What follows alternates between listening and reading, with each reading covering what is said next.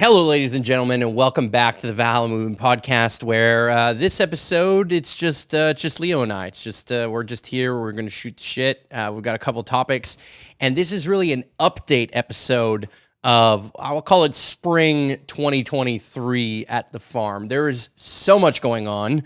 I barely even know where to start. It's flowers blooming. The flowers are blooming. It is already 30 plus degrees Celsius here in Montreal. I'm excited about it. I mean, look, there's a real heat wave. In fact, I'm really worried about drought. So we're going to talk a little bit about some of the things that we're doing around that. I'll get into that. But before we talk about that, it is sunny. It is sunny outside, and I'm happy. Why am I happy? Well, let's talk solar panels. Let's talk infrastructure and solar panels. That's one of the things that we updated at the farm this spring in April, I believe April 9th or 10th, something like that. But here's where we're at, okay? This is what we're currently spending on solar on the south side of the farm, okay? Or on solar, on hydro, on power. Okay, so it's currently still costing us $8.17 a day. We're in day 20 of 62. The average temperature has actually been 14 degrees because we're talking about night. We did have we had frost. We had a frost. The latest ever recorded frost in history of Montreal was minus 1, 2 degrees or whatever it was on May 18th. That was scary, ladies and gentlemen. And we were talking fruit trees, a bunch of things lost their leaves, lost their flowers. We're definitely going to have lower production. Many farmers are going to be suffering in the Northeast. We're talking vineyards, we're talking orchards, we're talking a bunch of other stuff. I honestly, my dad in the vineyard game in Vermont, he thinks they lost 50% of their grapes. So it's big. It's big, ladies and gentlemen. Farming is no joke. It's very difficult. This is our consumption right now. So I just want to show you, this is what we're consuming on a day-to-day basis. On Monday that just passed, we're Tuesday today, May 30th. The average temperature in this period, in this kind of last, it looks like about a month, we've had an average temperature of 17 degrees Celsius, and this is what we used on Monday, which was a beautifully sunny day. Now, here's why I'm super excited. Last year, this was our hydro bill from May 10th to May 9th this year. In fact, this is what it's saying as our average on a daily basis, $22 a day over the last 365 days. But what's super cool, I'm really excited about, is look at the numbers. Look at the daily rates compared to last year. Number one, last year was warmer. Okay, we're 5 degrees under last year. But look at Monday, right? In 2023, spent 29,000 kilowatts. In 2022, we spent 127 kilowatts. So we just quickly did the math, okay? The solar system after taxes and everything roughly was about $10,000. We're talking 20 solar panels, 305 watts each. And this is basically all things are running off this. We're talking...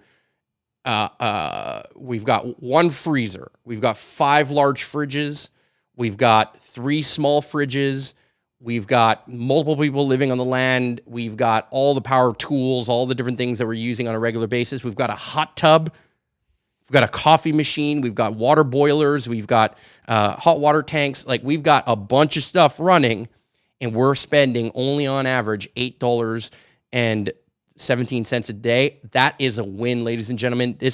Look at this cost savings. I mean, we're down to about a third, about half on average. I mean, if we go into winter months, it's going to definitely get less effective. But on days like Monday, we used way, way, way less. And here's what I want to show you. This is the hourly rate.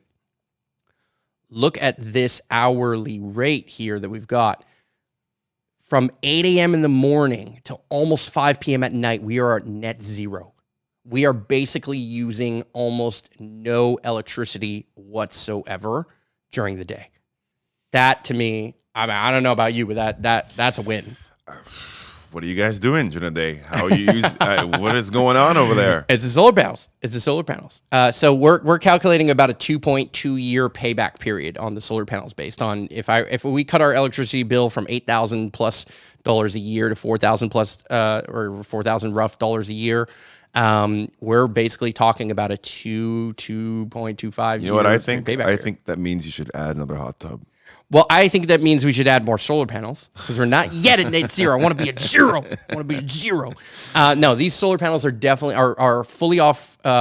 These solar panels are specifically on grid, meaning they are connected to the grid. Now, the downside of that is when the grid goes down, we go down with it. We are not fully sovereign in that way. We do have a battery system and another 8 solar panels that make us have a fully independent system, where we charge some power tools and certain things. And for the longest time, we literally had only that. We got hydro, I think 2 years back now, and or just over 2 years back now. And now we are at the point of reducing it down to near zero, at least at this time of year. I mean, okay, yes, granted, this is some of the most sunny months in Montreal, but I mean, we've got still June ahead of us, July, August. These are all going to be very sunny months. Generally, September is a fairly sunny month. So I expect that we're probably going to cut our entire year production down by half, if not maybe even more. So I'm stoked. This is a phenomenal, start and update. But what I'm less stoked about when it's nice and sunny and always nice and sunny is we lack rain. Now, this is our 11th season at Valhalla.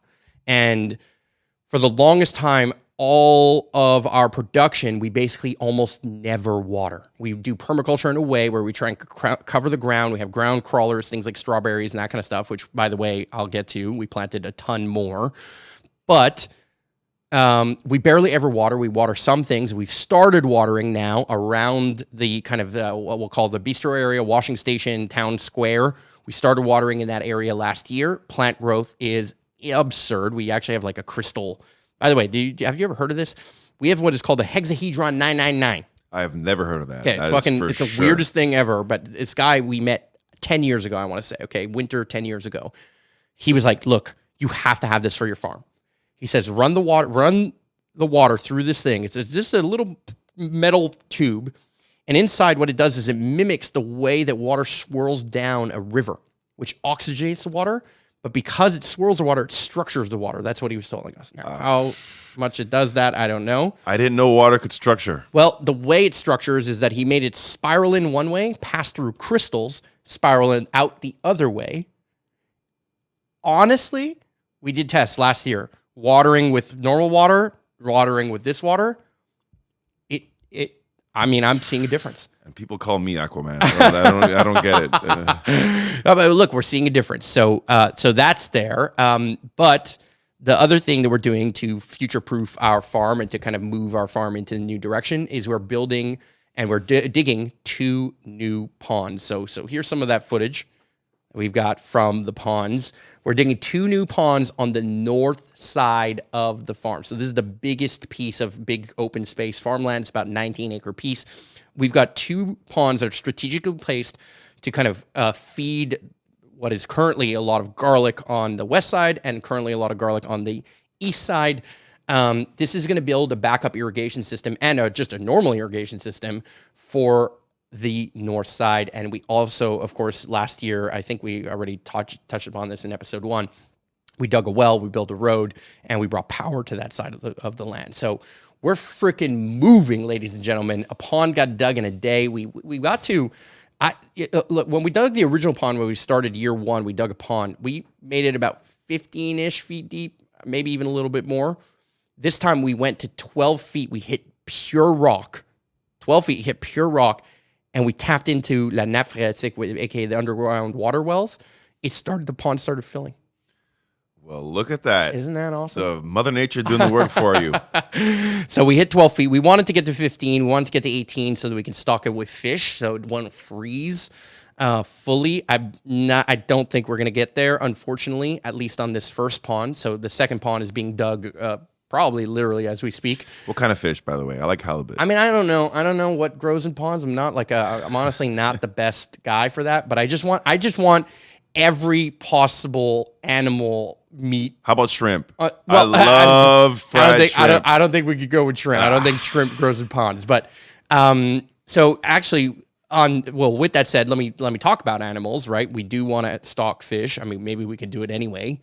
Maybe, I don't know. Maybe we stock it just for the season. I don't know how that's going to work. But we got the go-ahead to build those ponds, and we have new animals at the farm. Number 1, we have more chickens. So we've got egg-laying chickens that are making their way around the back portion of the land. I'm going to get to that a little bit later. We're calling it our ecological sanctuary. If you watched episode 3 that we recorded with Pierre-Olivier Bouchard, our resident master planner, architect, and just genius, who's just really helping us plan the entire future of the farm, that is underway. But, ladies and gentlemen, we have ducks for duck eggs and duck meat. We have geese for geese eggs. Delicious. And now we have a pond to put those ducks and geese in. So they're going to be the king of the second pond, kings and queens of the second pond in the North Field, which I'm very excited about. And the pièce de résistance, the pigs. We've got 7 pigs, ladies and gentlemen. We've got 7 pigs. The main reason, look, there's 2 real reasons why I got the pigs. One, they add revenue, and I love prosciutto. Let's be real, okay? You're making me hungry now, man. Yeah, I need to get my sausages, to get my prosciutto. Look, I'm a pork eater. It is what it is, okay? And if I'm going to eat pork, then I might as well eat pork that we raised, right? Like, I don't want to be a hypocrite. We might as well do the work and raise the animals. Don't worry, we'll sing to the pigs. They're having a great life. Yeah, and they're free range pigs in the sense that we have an electric fence around them. Obviously to protect them from just running away, going to a neighbor's property, different things. And the dogs, we have dogs at the farm too, right? It's 5, 6 dogs that are there, 6 dogs, even 7 dogs that are there almost on a daily basis. So, we've got a lot of dogs that are constantly roaming around the farm. We had to protect the animals, both from themselves and from other predators, including our own dogs. But the real reason we got them is on the south lot. It's about a 4.5 acre, 5 acre lot. Okay. We have never really done anything almost. And a large portion of that lot that is on the other side of a stream, because it's very hard for us to access. We just don't have road access to it.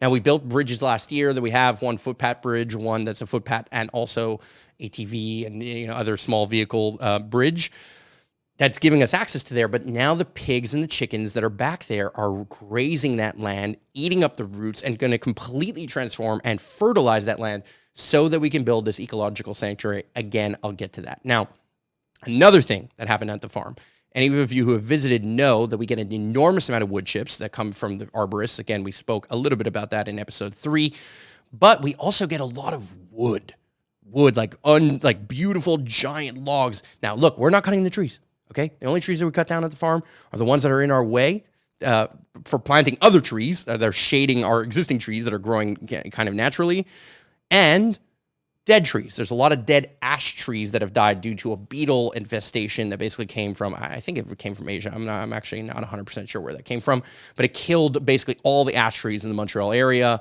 And there's a lot of ash trees on our property, so we are tearing down dead trees. But most of this wood comes from arborists. We're talking logs that are like bigger than my wingspan sometimes. We got a mill.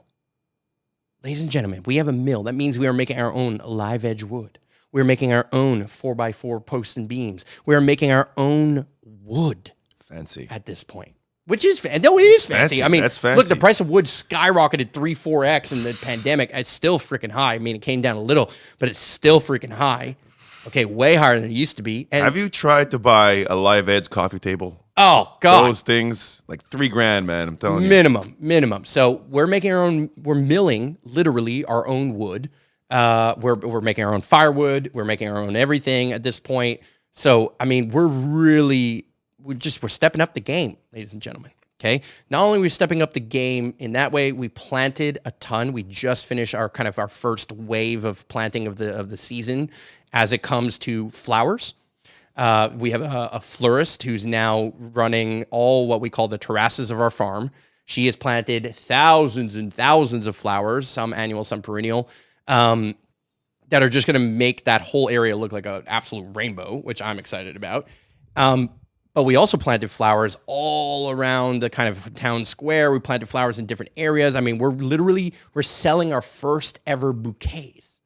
We are literally in the game of becoming a florist, which for the first time ever, we are cutting and chopping and taking the flowers and putting them in vases to decorate the farm, but also to give to people and also to sell to people. So we're in a different category right now of production. So we planted a lot of flowers. We also planted more fruit trees and berry bushes and berry plants. So we did 2,000 strawberry plants. Jewel and AC Saint Laurent are the two varieties we went with different blooming seasons. So some, I think, are midsummer and then some are late season. So that gives us strawberries year round in the strawberry season, which is great because we already had probably about another 2,000-ish that we planted, I want to say 2 years ago, 2021. Okay. So we've got about 4,000 rough strawberries now planted in the ground, which is amazing, and that strawberry patch is growing. I'm planning on putting asparagus in the strawberries because the asparagus just grows straight up. Strawberries are ground crawlers. Perfect combo. That I learned from my good friend, Farmer Dave. You know Farmer Dave. Oh, Farmer Dave. So we're planning on adding a lot more asparagus because I definitely think that that's going to be a phenomenal companion plant for that. We planted, I think, just 20 blueberries. I say just 20 blueberry. 20 blueberry, high bush blueberry plants. They're not Patriot blueberries. They're North blueberries, I believe. And then, North Blue. Anyway. And a bunch of blackberries, 20 blackberries roughly. And we planted for the first ever time. Well, actually, this is not true. It's not the first ever time. We planted 12 Zone 5 peach trees. Now look, ladies and gentlemen, okay? Peaches, we're not known for peaches, okay? We can grow peaches. Generally, peaches in Canada grow near Niagara. We're talking a little bit further south in Ontario, a little bit warmer climate, and it makes all the difference. Now, these fruit trees, we're going on the South Shore. They're coming from a place called in Saint-Julien called Pépinière Ancestrale. They're Zone 5. I mean, they were growing there, so we think they're going to grow here. So we planted 6 and 6, 2 different varieties of peach trees, and 2 different varieties of prune trees. I think we planted 8 of those. So we're adding every week. This isn't a week. Going to be a lot of We're talking about many yeah. flowers. This is a week's time. We got all of that in the ground. We've been hosting some events. Of course, we had this weekend, which is just passed. We just had our first male event of the year. I say male because it's a men's circle event. We're just doing so much. There's more and more people showing up at the farm. We've got a new website. I'm going to actually pull that up right over here.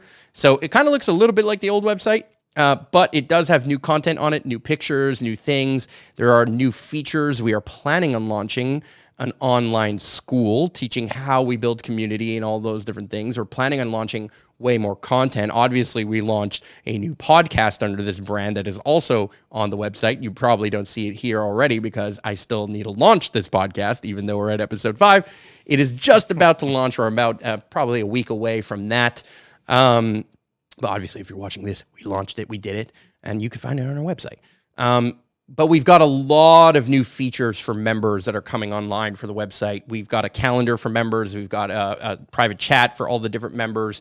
We've got a Trello board showing the tasks and the priorities for members.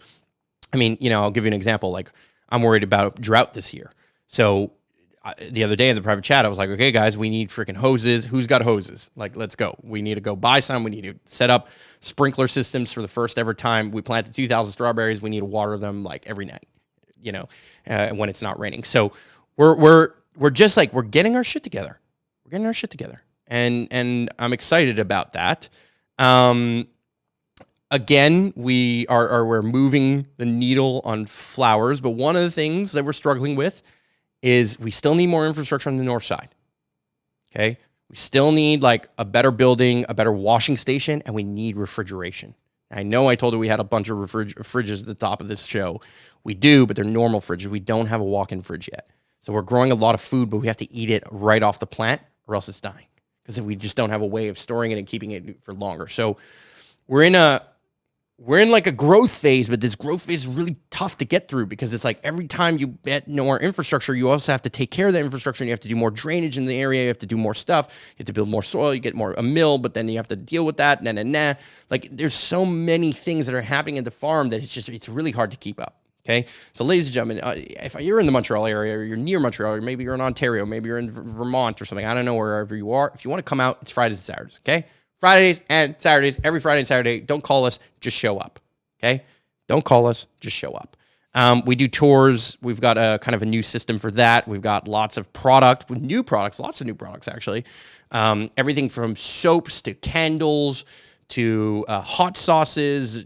I mean, everything about this farm is growing, and pun intended, everything is growing.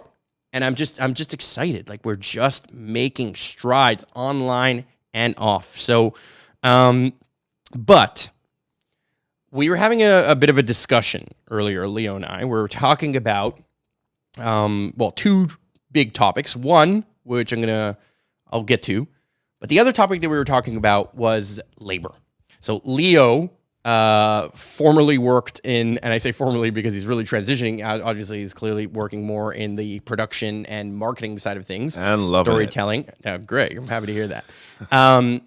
We love to chat business, of course, right? We love to talk about all the different things that are going on in the world of business. And we were talking about labor shortages and the challenge of finding good labor and how many people are living at the farm, how many people are involved, and all the different things that are going with that. And we were really, really, really focused on the economics of pizza. So We're also Italian, though. I mean, it's just in our blood. Well, look, can't not talk about pizza. I already mentioned the prosciutto. Clearly with a name like Marcangelo. Yes, I am of Italian descent. We're both of Italian descent. We love pizza. And one of the things that we have at the farm is a pizza oven. And one of the things that we're starting to get going, and I was talking to Leo about, is how I want to dominate the pizza game, but in a very different way than like you just show up and order whatever thing. I want to we're thinking about doing pizza on tap, what we call pizza on tap. I think it was Hugo, one of the guys at the farm, who came up with that line. It was just like the pizza's flying out so fast it was like pizza on tap. And we're thinking about doing kind of all you can eat pizza. Oh, I can eat a lot of pizza. And we're thinking about not only doing all you can eat pizza, but doing it as a disruptive model that inherently is focused on giving away, taking what's out of the garden, I said this earlier, farm to oven. We're going straight from it's on the plant to it's chopped to it's in the pizza to it's in the oven. That's it.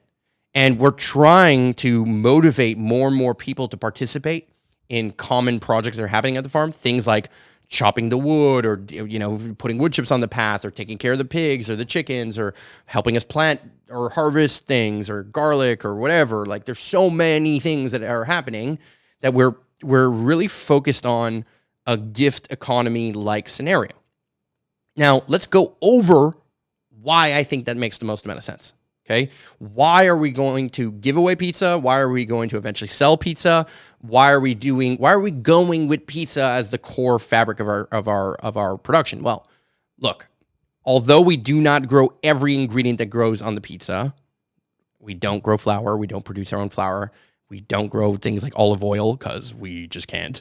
But we do have a source. We have a source directly from Greece. We're getting literal giant jugs of olive oil coming directly from a regenerative farm in Greece through my friend Vivian Kalaxilos, who has another friend who has, I guess, an olive farm in Greece. So we're getting our own direct imported from Greece olive oil. But basically everything else, other than the cheese, also, I guess, yeah, not the cheese, everything else grows at the farm. The tomatoes, the peppers, the whatever, the eggplant that you want to put on your thing, everything else that we can put, we could throw it on the pizza. We can take what is the freshest, most juiciest thing that's growing and put it right into the pizza. And prosciutto. And meats and different things. I mean, we could put eggs on pizza if we want. We're even starting to do dessert pizzas. Again, we don't grow sugar and stuff, but we just think that pizza makes an enormous amount of sense. We've got the firewood that we're literally receiving for free from arborists that we just chop up, and the people who are taking care of that, Stavros and Alain, doing a phenomenal job chopping up firewood for not only our little bonfires at night and our discussions and different things, but also for the pizza oven. And that now says that we have a fuel source that's free. We have a restaurant that grows the food farm so we're lowering our cost around everything. Like, although I'm spending more and more money and the farm is spending more and more money, it's making more and more money too, but we're spending more and more money on infrastructure, we are in a position where everyone else in the world Everyone else in the world is paying more money for everything. Inflation is at all-time high. Well, I don't want to say all-time highs, but all-time in the last 30 years high minimum, okay? And we're seeing mass inflation, and yet we're driving costs down. We're gaining a competitive edge. And guess what, ladies and gentlemen? The price of food is going to continue to rise, okay? With climate change and all these other things, carbon taxes, all this kind of stuff. We spoke about it, I think, in episode 1 and 2. There's a lot of reasons why I think food prices are going to continue to rise. There's definitely reasons why energy prices are rising. I think I saw it was at 2.9%. Let me quote. Let me not quote me. Yeah, let's get the real numbers. How much did Hydro-Quebec prices rise in 2023? 3%. For residential customers, the 3% rate increase April 1st, 2023 amounts to a $228 a month for 3-bedroom apartment. Okay? Now, that's not that much. But 3% on an $8,000 bill starts to frickin' add up. Okay? And if you do 3% upon 3% upon 3% every year, well, guess what, ladies and gentlemen? Our costs are going down, your costs are going up. And I say your costs because I'm assuming you probably don't have solar panels, but maybe you should. Maybe you should consider it if you own a house or whatever, farm or whatever. The math is making more sense here, ladies and gents, okay? And the math around pizza and having a free fuel source to cook that pizza is literally being delivered to us, and all we need to do is chop the thing. And, you know, we have a lot of volunteers, a lot of support on the farm, and a lot of goodwill on the farm because that's one of the number one things that we grow beyond garlic and honey and all these other things that are flying off our shelves, eggs and stuff. Is how can we take the freshest possible food at the ripest possible moment that has the most possible nutrients and feed our community that's supporting us? And rather than sell it all the time and only think about it from the perspective of how much money we can make, what about the money that we save? Right? The number of volunteers that come and are fed and are just given so many coffees and pizzas and whatever it is. If I had to pay every one of those people, let's say the average person comes and helps for 3 hours. And let's say that they're unqualified help because maybe they're helping us out with stuff that they don't necessarily know. Okay? Let's even think that it's worth 1 hour of their work. Well, minimum wage in Quebec, what? $15.50? 15? Like that. Minimum wage? I don't know. This is how far removed I am from the reality of minimum wage Quebec. Okay? Minimum wage Quebec is $15.25 an hour. Okay. So let's say they're giving $15.25 minimum wage, which none of these people deserve. They all deserve more. But let's say it would have cost me $15.25 to pay somebody who volunteered for an hour's worth of work if they were qualified, let's say, but 3 hours worth of work that they maybe helped us out on average. Some people more, some people less. Some people give us days. Some people give weekends. Some people give us seasons worth of support. To give them free pizza, it costs way less money than $15.25 an hour. Okay? The goodwill and the economics around being generous are actually better than the economics of if I gave people money for all the hours that they worked and I sold them the pizza at the end of the day. Okay? It just is. Now, you might say, well, what if you only paid a qualified person to work for 1 hour for $15.25 an hour and then they paid you $20 for the pizza? Well, here's the thing. If they're working for $15.25 an hour, they can't afford the $20 pizza. And nobody's coming to work for only 1 hour, or 3 hours, or 2 hours. So you have to pay them on a regular basis, a minimum part-time, or remote, in most cases, full-time. And if they're qualified, they're going to want to get paid more than $15.25 an hour. So the economics of goodwill make way more fucking sense than just trying to maximize money all the time. If you're growing tomatoes just to sell tomatoes, you want to be rich off tomatoes, good fucking luck. Good luck. I don't believe in that. I don't believe in... Now, you want to go industrial? Sure. Can you make money farming? Absolutely. We're doing it. We made it. Okay? We're making it happen. But man, we are getting so much more done, and we are stacking that value into the future by investing it in our community, investing in infrastructure, investing it in things that drive costs down, like solar panels, like producing our own meats now, and our own eggs, and our own this, and our own honey, and our own everything. And then supporting the entrepreneurs and the people who are doing that by selling their product or buying their product or guaranteeing, and this is how I do about it, I guarantee I buy every drop of honey that the beekeeper produces. I guarantee I buy every egg that the chicken produces, that the farmers that are helping me with that, they have a bit of a revenue stream. And so we're creating an ecosystem that inherently is trying to remove the amount of transactions that we have in cash that lowers your taxation bracket, because when I charge you and you charge me, we both pay taxes in both directions. Okay, but if we can remove that and barter a little bit more, now the economics of pizza and back to the economics of the farm start to look a little bit different. You want to understand that in a place like Canada, everything is about avoiding costs if you can. It's not always about how much more money you can make. It's about how much money you can save. And the best way to save money, legally, fully legally, is taxes. Try and save on taxes. Spend as much as you make, so reduce your tax run because you keep investing into the future. Okay, just constantly have a long-term mindset, constant. If you make $200,000, spend $200,000. Do you know what your tax bill is at the end of the year? Zero. Do you know what your tax bill is when you sell products that you grow? Well, you don't charge taxes on the products that you grow unless you transform them to do certain things. But if you sell them raw, like our garlic, for example, we don't charge you tax. And that's, again, this is fully legal. But when we buy stuff, because we have tax numbers, we get their taxes back. So all of a sudden, the government is paying us. All of a sudden, we are carbon sequestering. All of a sudden, we're going to qualify for tax credits that other people are going to pay and that we're not going to pay. All of a sudden, our energy bills are going down while everyone else is going up. All of a sudden, our food costs are going down while everyone else is going up. Now, that's playing out in 2023. It also played out over the last couple of years, too. But it's playing out bigger and bigger and bigger 2023. So when you're going up and we're coming down, the gap is getting bigger and bigger and bigger. And you know what that gap is? That gap, ladies and gentlemen, competitive advantage. I thought you would say pizza. It should be. Yeah. I mean, look, I believe that our competitive advantage is actually pizza. And pizza in this case is a symbol of generosity. Our biggest competitive advantage, the number one thing we grow at Valhalla Farms is goodwill. The number one strategy we have for marketing and storytelling is goodwill, is generosity.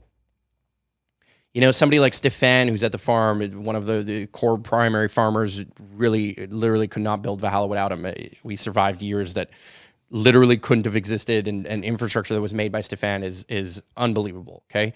Now, I picked up a lot of slack since then, but he really carried the team, and so did I in my own way, in the management and other things, and then also in labor and also in planting a shit ton. But all of this is growing our community's wealth. And I truly see that every dollar in everyone's pocket is a dollar saved in their pocket, or a dollar made in their pocket is a dollar that's supporting our overall economics and health and well-being as a whole. And that, ladies and gentlemen, is the disruption. That is where the economic system starts to change a little bit. The system of incentives, the way that we make decisions, what decisions we make, what we invest in, and how many people rally to support in all of these things changes because the economics are getting better. Now, I'm not going to hide it from you. We're not at a point where everyone is thriving necessarily economically. Like, there are people who are giving way more than they may be receiving, not in terms of in terms of goodwill, in terms of hugs, in terms of food, in terms of their well-being. Like, they're fine. Like, they're fine. They'll survive. We're not going to let them ever go hungry. We're not going to ever let them go homeless or problems or blah, blah, blah, blah, blah. They're going to be fine. Okay. We're not yet at the economics where we need to be because we need more members and we need more sales of product to some degree. But that's because we're going to have to create mass abundance. I'm not talking abundance because we have enough to eat. I'm talking like every calorie that everyone who comes to the farm and everyone who volunteers at the farm eats, and then some. That's how much food we're growing now. We are at the then some, but the then some has to get a little bit bigger. And we need to attract more people who are coming as tourists, who want education, who want to give us $1,000, checkout, because they're saying, you know what, you guys did a weekend seminar and I learned so freaking much, or you guys did a workshop that taught me so much, that rises the average checkout price and focuses less on selling you the tomato that we're going to sell for what? What's the average price of tomatoes in Quebec? What? Here, let's figure that out. Average price of kilo of tomatoes, Quebec. $4.94 for 2 pounds. So it's about $2.50 for a pound of tomatoes.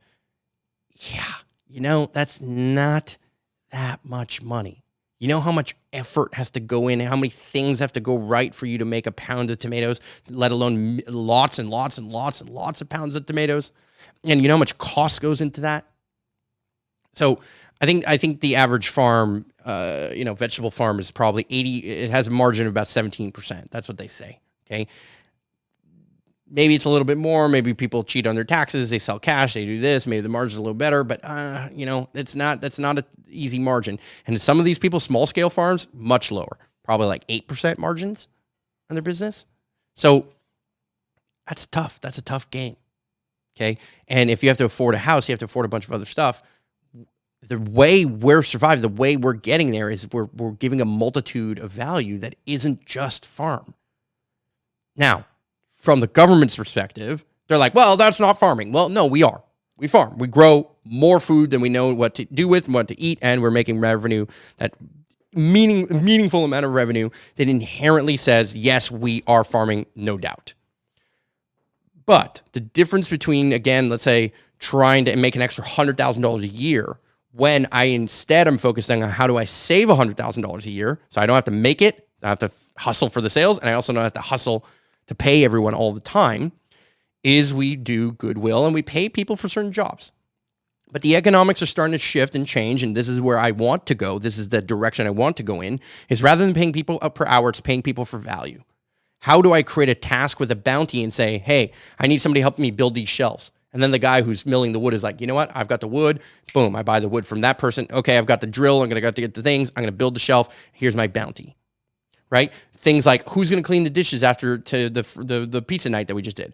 Hey, you know what? I'm putting a bounty. Somebody who goes and cleans the dishes, probably take him half an hour. I'll give it $25. Boom. Now all of a sudden the system of incentives are these little jobs. It's almost creating a scenario where I don't have to worry about unemployment insurance and all these different things. I can just create these bounties, create a system where I pay better for the time, but I have less stress, less infrastructure, and I don't have to worry about I have to sell. And in the game of farming, you only make money at harvest. That's fucking challenging. It means you're burning almost all the entire year. And then when you harvest that one freaking harvest moment for certain things like garlic, then you make all your money.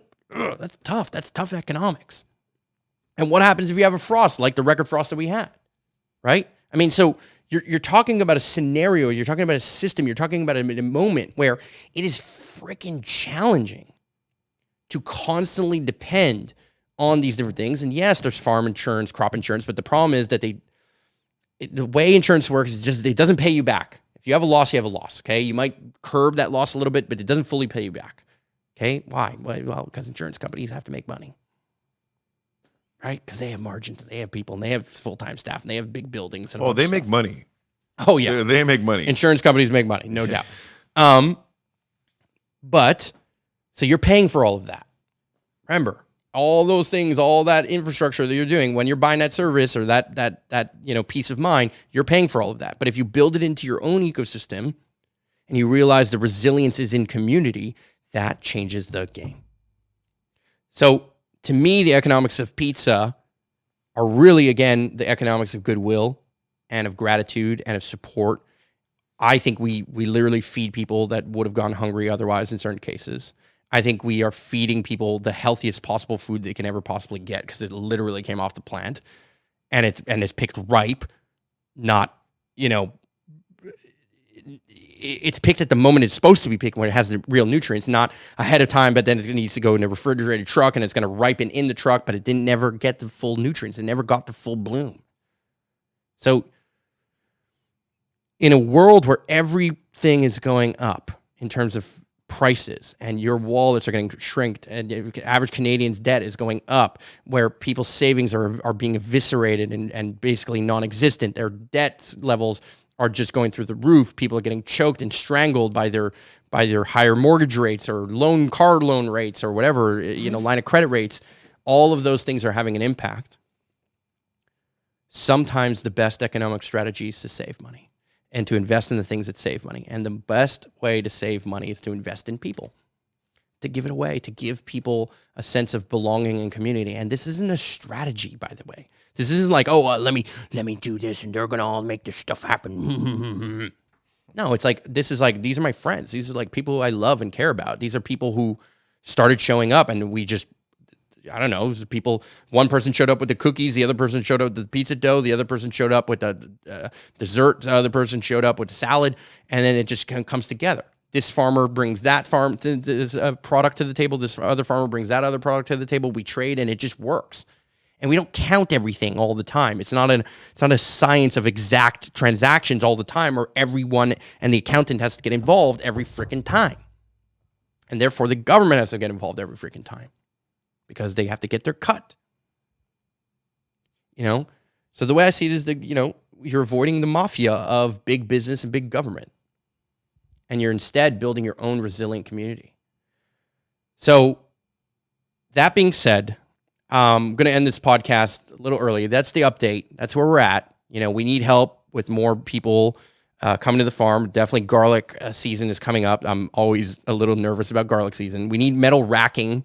We need a bunch of stuff, honestly. We actually met a guy who does not repo work, but he does like 1-800-GOT-JUNK stuff, like where you basically, somebody goes, they have their house, they need something cleared, or somebody died in their family, they need the whole house cleared because they have to sell it, and blah, blah, blah. He goes and picks up that junk, but then he has all kinds of stuff that he's going to be bringing to the farm. So free shovels and stuff, or we might buy it from him, but at a much lower price than you would have to buy it at a Home Depot. But the point is that, like, we are sourcing better and better and better stuff, more and more and more of our reality for less and less and less. And that competitive advantage over a long period of time is going to make this farm and all its people, all its patrons, all its members richer and richer and richer, not only in their wallet, but in their hearts and their souls. I know that sounds fucking cheesy, but it's true. But it's pizza. But it's cheesy pizza. It's cheesy pizza. Hey, and if you know what, if there's duck pizza, I'm in. We will have duck meat and duck pizza. We will be doing farm table dinners. We will be doing a bunch of other stuff that's coming up. We actually have an events calendar on our website, new website, so go check that out if you haven't already seen it. And before we end, yes, don't forget the sanctuary. That's back exactly where I was going. Going. Okay, just making sure. So one of the things that we talk about when it comes to, in French, it's regroupement, group gatherings, right? Whether it be a men's circle, whether it be a yoga session, whether that be an education session for adults, whether it be a permaculture intro course or whatever, we're looking to build a beautiful building that has agricultural use, mainly on the fridge side of things, dry storage side of things, the preservation side of things. Again, if you want to save money, take food that's about to go bad and turn it into other food that's going to stay good. Like, for example, turn your cucumbers into pickles, and now all of a sudden you have food for a long time. Same with the pigs, same with whatever. So we need space for that. We need to store those things. We need places to grow more. We need more mother plants. We have a big thriving flower business with Bianca, who's now starting to kick things off and is in the first season of just getting it going, building her genetics, getting her systems in place, eventually getting a building in place. We also are building a group gathering and education-based center that we're calling, working title, The Sanctuary. And I'm just going to show you a quick little teaser, just going to show you a quick little render of one angle of the building. Now, I won't show you the rest. There's a lot of little details if I were to skip to some of the other slides. This is one angle.